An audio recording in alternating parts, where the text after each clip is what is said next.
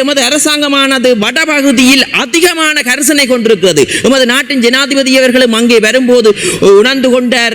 அங்கே பலரும் கூறியிருக்கிறார், அங்கே பல தொழிற்சாலைகள் உருவாக்க வேண்டும் என்று. ஏனென்றால் முன்னே அரசாங்கம் ஒரு கண்ணோட்டத்தில் தான் பார்த்தது. இப்போது எமது அரசாங்கம் எல்லா மக்களையும் ஒரே கண்ணோட்டத்தில் பார்க்கின்றது. அதனால் தான் வடமாகாணத்தில் அதிகளவான செல்வாக்கு இந்த ஜனாதிபதிக்கு கிடைத்திருந்தது. ஜனாதிபதியை கூட மக்கள் தான் பாதுகாக்கிறார்கள். மக்கள் உணர்ந்து அதன் ஊடாக என்று மக்கள் அனைத்து மக்களும் உணர்கிறார்கள்.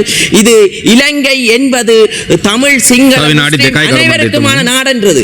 அந்த வகையில் எமது நாடானது படிப்படியாக முன்னேறி சிறந்த இடத்தில் வரும். அதே போன்று வடமாகாணத்தையும், ஏனென்றால் யுத்தத்தால் பாதிக்கப்பட்டிருக்கிறது, முன்னே அரசாங்கங்கள் வடமாகாணத்தை கண்டுகொள்ளவில்லை.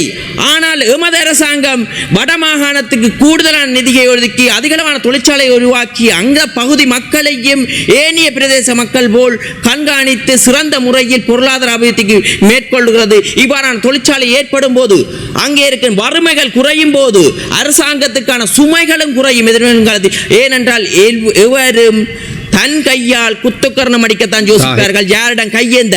அதனால் எங்களது பயணத்தை படிப்படியாக ஏழை மக்களில் இருந்து முன்னேற்றுவதே, ஏழையிலிருந்து செல்வந்த மக்களாக முன்னேற்றுவதே எமது அரசாங்கத்தின் பொறுப்பு.